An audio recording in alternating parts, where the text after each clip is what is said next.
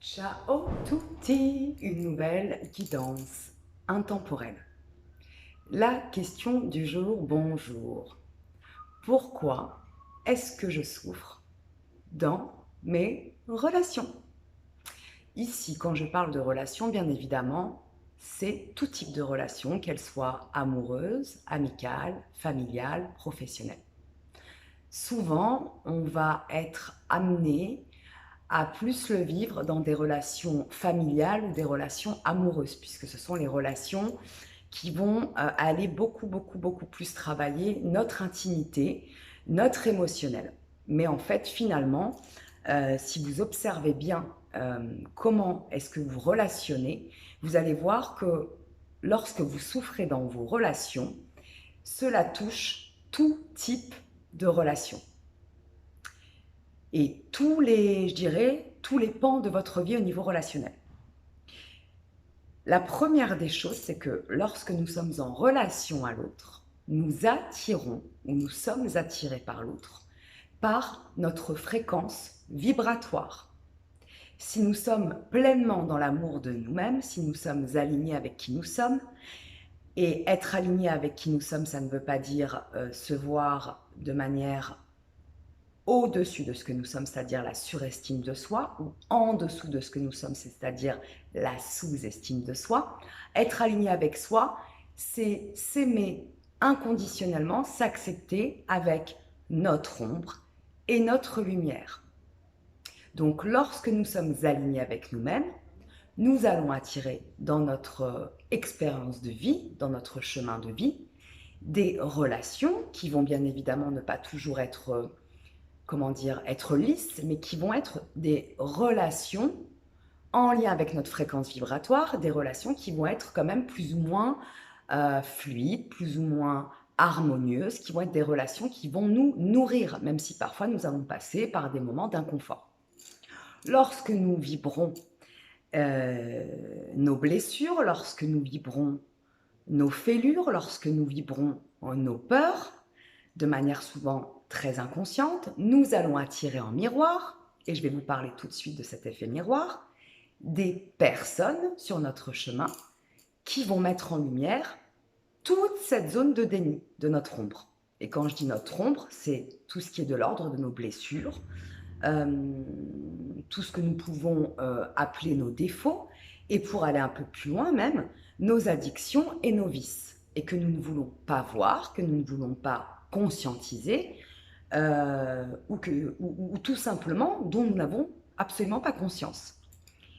Donc j'en viens à cet effet miroir, puisque là aujourd'hui ce qui nous intéresse, c'est pourquoi est-ce que je souffre dans mes relations. Donc pourquoi est-ce que j'attire dans ma fréquence, à travers ma fréquence vibratoire, des relations de souffrance, des relations inconfortables, voire des relations toxiques ou perverses?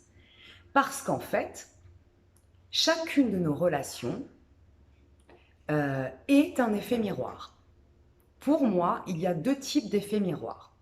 Le premier effet miroir est ce que j'appelle l'effet miroir en face à face.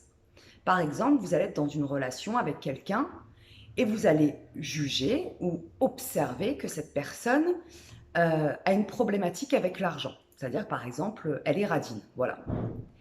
Le miroir en face à face va vous montrer que cette facette chez l'autre personne, vous l'avez aussi. Peut-être pas avec cette personne, mais peut-être dans d'autres relations que vous vivez en parallèle. Ça, c'est l'effet miroir en face à face. Il y a aussi l'effet miroir inversé. Par exemple, vous êtes dans une relation avec quelqu'un et vous allez vous sentir rejeté régulièrement. Alors, bien évidemment, je ne parle pas d'être rejeté ou d'être finalement stoppé par l'autre à travers des comportements que vous pouvez avoir et qui sont irrespectueux, inacceptables. Je parle bien évidemment d'être rejeté d'une manière injuste par l'autre, d'être rejeté et de vous sentir injustement traité alors que vous avez un comportement respectueux, que vous êtes à l'écoute, que vous êtes, voilà, on va dire, présent pour l'autre personne. L'effet miroir inversé, par exemple, avec la blessure du rejet, vous montre que si à chaque fois que l'autre vous rejette, vous faites tout pour être accepté par l'autre, vous cautionnez ce rejet chez l'autre, vous vous sentez tout petit et vous allez vous battre pour être accepté, peu importe ce que ça vous coûte, eh bien, en effet miroir inversé, le rejet de l'autre vous montre que vous vous rejetez vous-même. Qu'à un moment donné, vous ne vous observez pas pour vous dire tout simplement, si je fais les choses du mieux que je peux, si je suis sincère et authentique avec l'autre, si je donne tellement à l'autre et qu'il continue ou qu'elle continue à me rejeter, pourquoi est-ce que je n'observe pas chez moi que j'en fais peut-être trop, que je suis peut-être en déséquilibre dans cette relation avec l'autre, qu'il y a quelque part, à travers ce rejet, un rejet de moi-même, de ne pas poser mes limites, de toujours donner plus et d'être abusé.